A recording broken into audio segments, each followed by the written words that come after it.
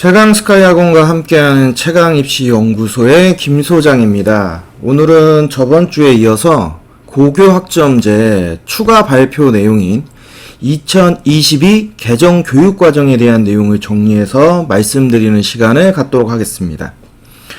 올해 이제 11월 24일에 교육부에서 좀 갑자기 발표를 했어요. 그래서 이제 초등학교 학부모님들 아니면 이제 중학교 저학년 학부모님들이 무슨 이야기인가 굉장히 좀 궁금해들 하시고 있고, 내용이 조금 되게 방대하다 보니까 우리 아이한테 딱 맞는 이야기가 뭐지? 아니면 지금 이게 뭐 확정 아닌가? 아니면 그냥 발표 아닌가? 하는 등등 굉장히 좀 복잡해요. 그래서 제 나름대로 현재 이 발표한 이 개정 교육과정의 내용을 확정된 내용을 기반으로 해서 좀 정리해서 말씀드리는 시간을 오늘 좀 갖도록 하겠습니다.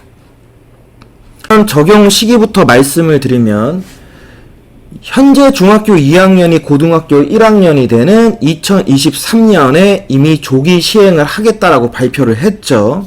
자, 그걸 시작으로 해서 2024년에는 초등학교 1학년과 2학년을 우선 적용시키겠다.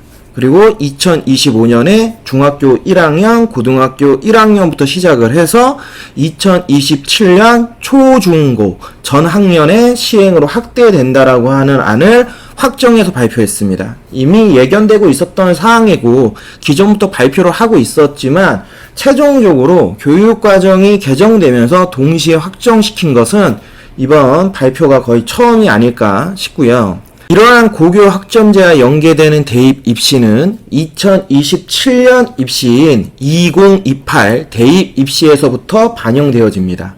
즉, 내년에 중학교에 올라가는 현 초등학교 6학년부터는 본격적인 고교 학점제 학년에 해당된다.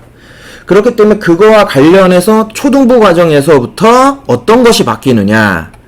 자, 초등학교에서 변화되는 내용은 크게 세 가지입니다. 첫 번째는 초등학교 1학년에 한글 해독 교육 강화하는 방안으로 국어 관련 시간을 34시간 추가 편성하여 한글 교육을 하겠다라는 점인데요.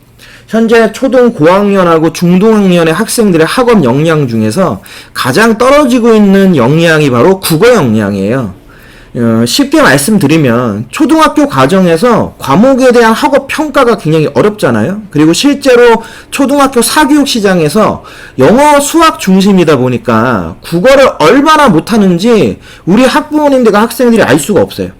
이런 상황에서 중학교에 갔을 때 학업 역량이 떨어지는 것은 당연한 부분이고, 자, 요거를 조금 더 쉽게 말씀을 드리면 영어에서의 해석 핵심이 국어 해석 능력이에요. 어휘를 1000개씩 외워도 국어 해석 능력과 문장 연결 능력이 없으면 문제를 풀 수 없습니다. 수학도 마찬가지죠. 연산 능력이 아무리 뛰어나도 이 문제가 어떤 공식과 연산 능력을 필요로 하는지 해석할 수 없다면 이 문제를, 그 문제에 대한 이해를 못해서 못 푸는 것도 같은 상황이죠. 즉, 초등학교 때 영어하고 수학 공부를 엄청 시키거든요, 우리 학부모님들이. 그리고 학생들 매우 중요하게 여겨요. 그럼 뭐 어느 정도 맞죠. 다만 지금 얘기하는 대로 초등학교 영어 교육과정과 수학 교육과정은 영어에서는 소위 얘기하는 이제 말하는 능력, 그리고 이제 어휘 능력, 그리고 수학에서는 이제 연산 능력 중심으로 해서 공부를 시킨단 말이에요.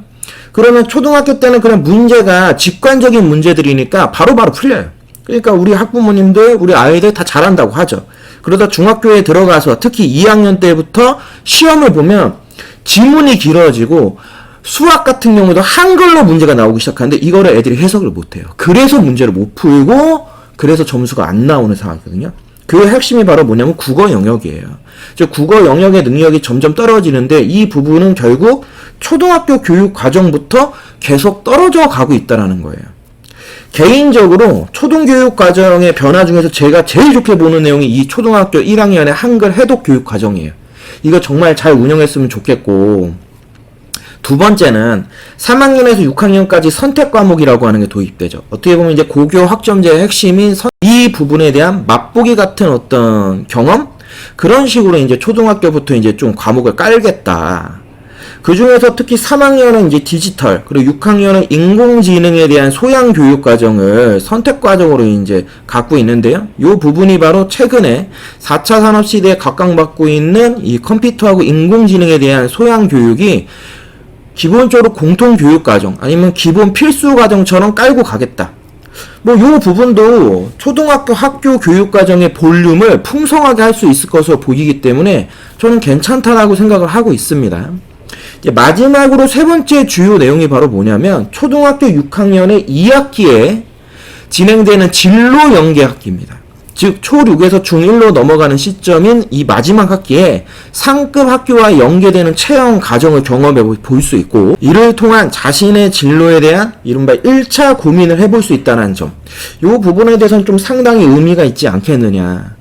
그러니까 지금까지 얘기한 요 초등학교 변경 과정들은 굉장히 저는 나쁘지 않다, 굉장히 괜찮은 것 같다, 좋다라고 생각이 들거든요.